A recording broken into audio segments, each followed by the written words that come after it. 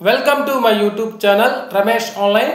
పన్ను చెల్లించే ఉద్యోగ పెన్షనర్లు ఈ విషయాలను ఖచ్చితంగా అర్థం చేసుకోవాలి. ఏపీ పెన్షనర్ల కొన్ని పెండింగ్ బిల్లులు ఈ కుబేర్కు వెళ్ళాయి. ఆ వివరాలు ఏంటో ఒకసారి ఈ వీడియోలో చూసేద్దాం.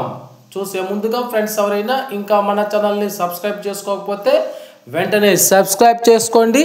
ఇక విషయానికి వచ్చినట్లయితే ఏపీ పెన్షనర్ల కొన్ని పెండింగ్ బిల్లులు ఈ కుబేర్లోకి వెళ్ళాయి. రిటైర్డ్ అయిన ఉద్యోగుల కమ్యూటేషన్ గ్రాట్యుటీ బిల్లులు కూడా ఈరోజు ఈ కుబేర్లోకి వెళ్ళాయని తెలిసింది. మరికొద్ది గంటల్లోనే వారికి కూడా అమౌంట్లు వారి ఖాతాల్లో జమ అవుతాయని సమాచారం. ఇక మరో విషయాన్ని చూస్తున్నాం. పన్ను చెల్లించే ఉద్యోగ పెన్షనర్లు ఖచ్చితంగా ఈ విషయాన్ని అర్థం చేసుకోవాలి. ఆర్థిక సంవత్సరం పూర్తయింది. వాస్తవానికి జూలై 31 నాటికి ఉద్యోగ పెన్షనర్లందరూ తమ ట్యాక్స్ ఫైలింగ్ ప్రక్రియను పూర్తి చేయాల్సి ఉంటుంది. అయితే దీనికి సంబంధించిన ఫామ్స్ను సిద్ధం చేయడంలో జరిగిన ఆలస్యం కారణంగా ఆదాయ పన్ను శాఖ గడువును సెప్టెంబర్ 15 వరకు పొడిగిస్తున్నట్లు ప్రకటించిన సంగతి తెలిసిందే. అయితే కొత్తగా తీసుకోవచ్చిన పన్ను రిటర్న్స్ ఫైలింగ్ చట్టాల్లో మార్పులు నకిలీ ట్యాక్స్ మినహాయింపులు చేపట్టే వారికి పెద్ద శిక్షలను కలిగించనున్నాయి. ప్రజలు దీనిపై ఖచ్చితంగా అవగాహన తెచ్చుకోవటం ముఖ్యం. వాస్తవానికి ఆదాయ పన్ను శాఖ ఆధునిక సాంకేతికతతో పాటు ఏఐ టెక్నాలజీని మిళితం చేసి తప్పుడు పన్ను రిటర్న్స్, పన్ను ఎగవేతలు, పన్ను మినహాయింపుల్లో మోసాలను అరికట్టడానికి అనేక చర్యలు చేపడుతోంది. తాజాగా మారిన చట్టాల్లో పెద్ద జరిమానాలకు సైతం రూపొందించారని వెల్లడైంది.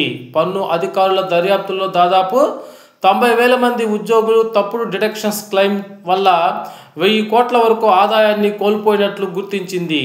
దీంతో ఇలాంటి వారిపై కఠినంగా వ్యవహరించాలని నిర్ణయించింది.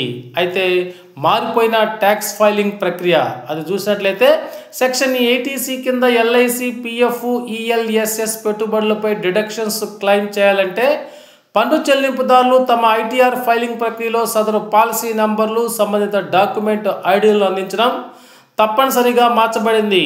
అలాగే సెక్షన్ 80D కింద తీసుకునే హెల్త్ ఇన్సూరెన్స్ డిడక్షన్ కోసం పాలసీదారుని పేరు, పాలసీ నెంబర్ తప్పనిసరిగా అందించాల్సి ఉంటుంది.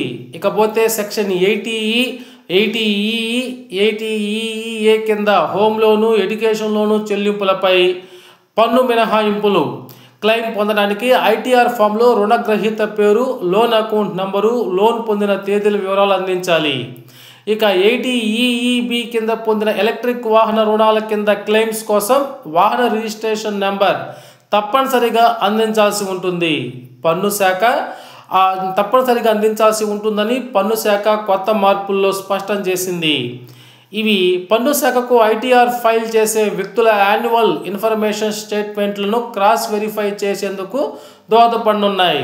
దీని ద్వారా తప్పుడు క్లెయిమ్స్ కోసం ప్రయత్నించే వారిని అరికట్టడమే లక్ష్యమని పన్ను శాఖ పేర్కొంది. అలాగే ఆటోమేటెడ్ వెరిఫికేషన్ ద్వారా అకౌంటబిలిటీ పెంచాలని చూస్తోంది.